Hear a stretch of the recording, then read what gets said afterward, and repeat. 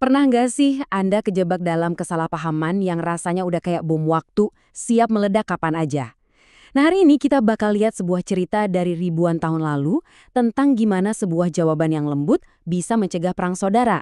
Ini tuh kayak studi kasus abadi tentang betapa kuatnya kata-kata untuk memadamkan api sebelum semuanya terbakar. Nah, ini dia pertanyaan utamanya. Gimana caranya sebuah respons yang tenang di tengah situasi yang udah tegang banget punya kekuatan buat mengubah bencana jadi pemahaman? Cerita ini bakal nunjukin ke kita caranya, langkah demi langkah. Oke, kita mulai dari awal ya. Bayangin deh situasinya. Ada sebuah bangsa yang baru aja bersatu setelah perang panjang. Tapi, secara geografis mereka kebelah sama sungai. Nah, perpecahan fisik inilah yang jadi awal dari kesalahpahaman yang super berbahaya. Inilah pemicunya. Suku-suku yang tinggal di seberang timur sungai membangun sebuah mesbah. Buat mereka, ini tuh simbol persatuan yang keren banget. Tapi buat saudara-saudara mereka di seberang, tindakan yang sama ini malah kelihatan kayak deklarasi perang. Ironis banget kan? Dan situasinya memanas dengan cepat banget, suku-suku lainnya langsung menafsirkan pembangunan mezbah ini sebagai tindakan pemberontakan. Dan mereka nggak main-main, mereka langsung siap-siap buat perang saudara habis-habisan. Coba deh lihat perbedaannya di sini. Jauh banget kan? Di satu sisi ada tuduhan pemberontakan yang penuh amarah. Di sisi lain, kenyataannya adalah rasa takut yang mendalam, takut dilupakan. Nah, kesenjangan persepsi inilah yang jadi bensin buat konflik ini. Dan disinilah ceritanya jadi menarik. Alih-alih balas marah dengan marah, suku-suku yang dituduh ini milih jalan yang beda banget. Sebuah pendekatan yang mengubah segalanya. Respon mereka itu kayak contoh nyata dari kutipan bijak ini. Daripada membalas dengan kata-kata kasar yang cuma bikin api makin besar, mereka milih kelembutan. Dan ternyata kelembutan itu justru punya kekuatan buat meredakan amarah. Jadi, perhatiin deh urutan strategis mereka. Ini cerdas banget. Pertama, mereka sabar luar biasa. Dengerin semua tuduhan sampai selesai, nggak motong sama sekali. Kedua, mereka bangun lagi kepercayaan dengan sumpah yang tulus.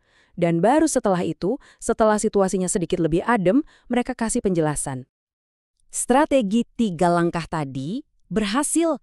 Itu membuka jalan supaya kebenaran akhirnya bisa didengar. Momen ini adalah saat di mana seluruh konflik dilihat dari sudut pandang yang baru, bukan karena kekuatan, tapi karena kejujuran. Ternyata, mezbah itu bukan buat ibadah tandingan atau pemberontakan. Itu adalah mezbah kesaksian. Tujuannya tuh sebagai pengingat visual, biar generasi mendatang tahu kalau mereka semua itu satu bangsa, nggak peduli ada sungai yang memisahkan. Jadi motifnya itu benar-benar kebalikannya 180 derajat dari yang dituduhkan. Bukan mau misahin diri, tapi justru takut banget kalau sampai terasingkan. Tindakan mereka itu lahir dari keinginan buat tetap terhubung, bukan dari pemberontakan. Hasilnya, wah langsung terasa. Jawaban lembut itu bekerja seketika. Konfliknya mereda secepat kabut yang hilang pas matahari terbit, begitu pemahaman tercapai. Dan yang keren, pihak yang menuduh itu nggak cuma, oh oke, kami terima. Enggak. Mereka justru seneng banget karena ternyata mereka salah. Rasa lega mereka ini nunjukin kalau niat awal mereka juga baik, yaitu peduli sama persatuan. Dan inilah hasil akhirnya, perang saudara yang tadinya udah di depan mata, batal.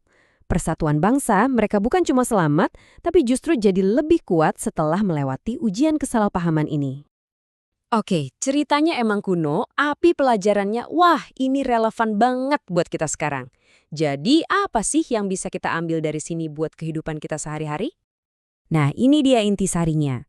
Pertama, kalau dituduh sesuatu, coba deh jeda dulu, jangan langsung bereaksi.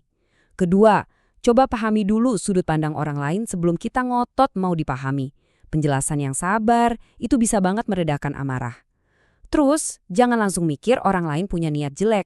Penting banget buat kita ngejelasin apa motif kita sebenarnya. Dan terakhir, kalau akhirnya udah saling paham, syukuri momen itu.